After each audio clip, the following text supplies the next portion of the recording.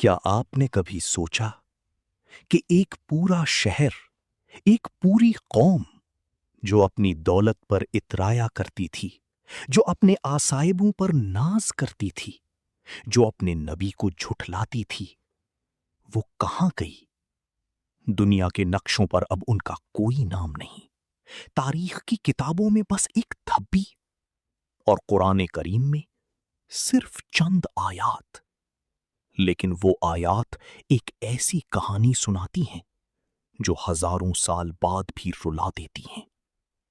یہ ہے قوم رس کی کہانی۔ وہ لوگ جو کنویں کے آس پاس بسے تھے، وہ لوگ جنہیں اللہ کا نبی ملا لیکن انہوں نے اسے قبول کرنے سے انکار کر دیا۔ آج آپ جانیں گے ان کا پورا واقعہ۔ آج آپ سمجھیں گے کہ غفلت کی سزا کیا ہوتی ہے۔ السلام علیکم ورحمۃ اللہ وبرکاتہ۔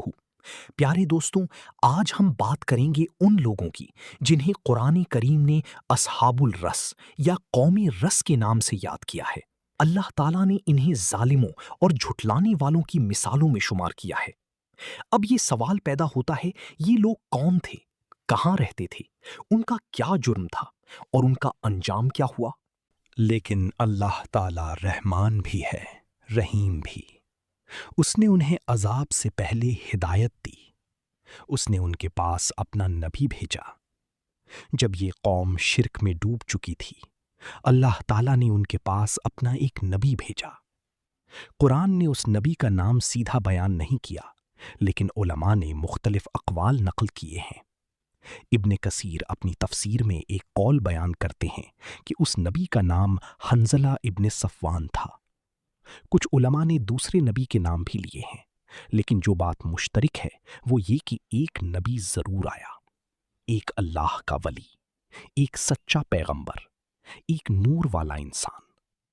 وہ نبی ان لوگوں کے پاس آیا، ان سے ملا، ان سے بات کی، انہیں اللہ کی یاد دلائی، کہا ایک اللہ کی عبادت کرو، شرک چھوڑو، بتوں کی آگے مت جھکو۔ یہ پتھر، یہ مورتیں، یہ تمہارے کچھ کام نہیں آئیں گے، یہ تمہیں روزی نہیں دیتے، یہ تمہارے دکھوں کا علاج نہیں کر سکتے۔ صرف اللہ ہی دینے والا ہے، صرف وہی خالق ہے، صرف اسی کی عبادت کرو۔ لیکن قوم رس نے کیا کیا؟ انہوں نے سننے سے انکار کیا، انہوں نے سمجھنے سے انکار کیا، انہوں نے اپنے کانوں پر انگلیاں رکھ لیں۔ وہ اپنے سرداروں کی طرف دیکھتے، سردار منہ موڑ لیتے۔ وہ اپنے بزرگوں کی طرف دیکھتے، بزرگ کہہ دیتے یہ ہمارا طریقہ نہیں، ہماروں نے بھی یہی کیا۔ تقلید، آندھی تقلید، انہیں عذاب کی طرف لی جا رہی تھی۔ ایک نبی کی زندگی کبھی آسان نہیں ہوتی۔ ہمیشہ انہیں جھٹلایا گیا، ہمیشہ انہیں ستایا گیا۔ قوم رس کا نبی بھی اسی درد سے گزرا۔ لوگوں نے کہا یہ کون ہوتا ہے ہمیں سمجھانے والا؟ ہم نے اپنے باپ دادا سے جو سیکھا ہے وہی کرتے رہیں گے۔ یہ جادوگر ہے، یہ پاگل ہے، اس کے پاس کوئی حقیقی علم نہیں۔ لیکن نبی نے ہمت نہیں ہاری، بار بار سمجھایا، بار بار دعوت دی، بار بار اللہ کی راہ پر بلایا۔ کچھ لوگ تھے جو دل سے متاثر ہوئے، لیکن ڈرتے تھے اپنے سرداروں سے، ڈرتے تھے قبیلے کی نفرت سے، ڈرتے تھے کہ لوگ انہیں برا کہیں گے۔ یہی ڈر ہے جو انسان کو حق قبول کرنے سے روکتا ہے۔ یہ ایک عجیب بیماری ہے۔ دل جانتا ہے کہ سچ کیا ہے، لیکن لوگ کیا کہیں گے کا ڈر ہار دے دیتا ہے۔ وقت گزرتا رہا، نبی کی دعوت جاری رہی، لیکن قوم کا تکبر بھی بڑھتا رہا، یہاں تک کہ انہوں نے فیصلہ کر لیا نبی کو مٹا دو۔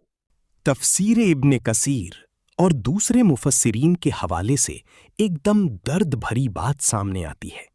کچھ روایات میں بیان ہوا ہے کہ قوم رس نے اپنے نبی کو قتل کیا، انہیں کنویں میں ڈال دیا۔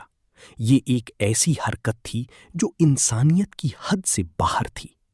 سوچو، ایک انسان جو صرف تیری بھلائی چاہتا تھا، جو صرف چاہتا تھا کہ تو جہنم سے بچی، جسے تیری فکر تھی، تیری آخرت کی فکر، تم نے اسے کنویں میں پھینک دیا۔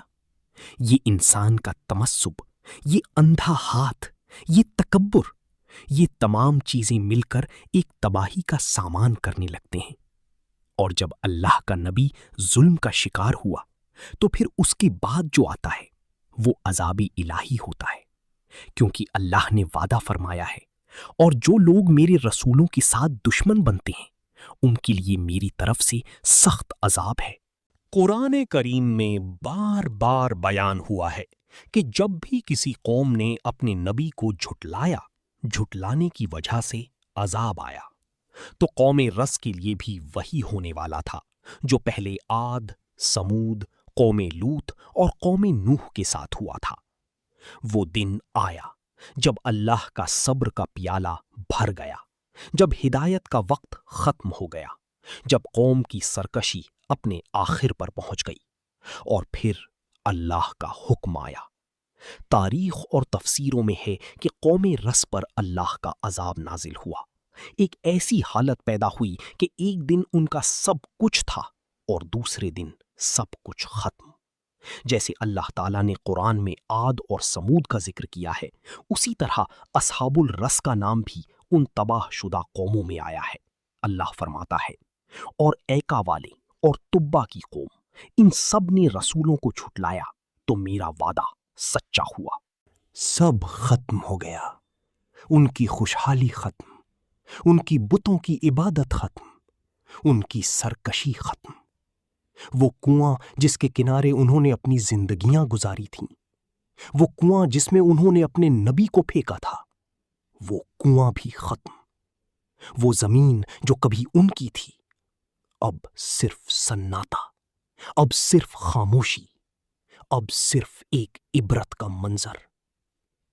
اور قرآن کریم میں یہ واقعہ ہمیشہ ہمیشہ کے لیے محفوظ ہو گیا، تاکہ دنیا قیامت تک اس سے سبق لے سکے، تاکہ آنے والے لوگ جان سکیں کہ تکبر کی سزا کیا ہوتی ہے، کہ شرک کی سزا کیا ہوتی ہے، کہ اللہ کے نبی کو جھٹلانے کا انجام کیا ہوتا ہے۔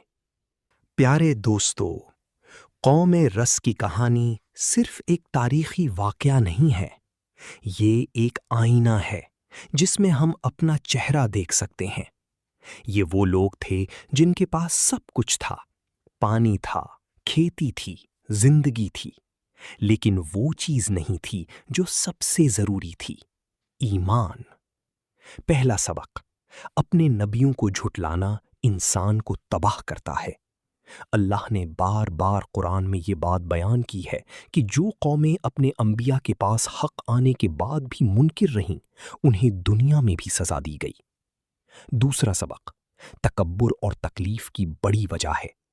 قوم رس کا تکبر تھا، انہیں لگتا تھا کہ وہ ٹھیک ہیں، وہ نہیں بدلیں گے۔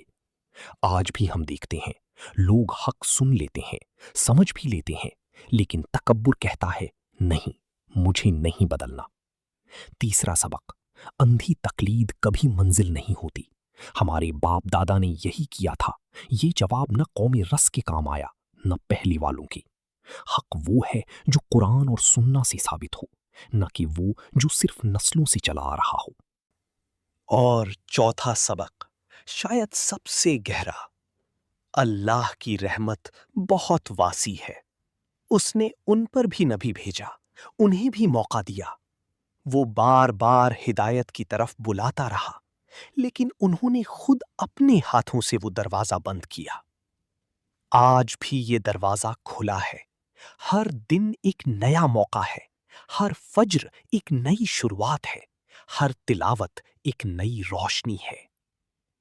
جب سورج اپنی چمک سے کھلتا ہے، یہ قرآن جو آپ کے ہاتھوں میں ہے، یہ سنت جو نبی صلی اللہ علیہ وسلم نے آپ کے لیے چھوڑی، یہ نعمت قوم رس کو نہیں ملی، آپ کو ملی ہے۔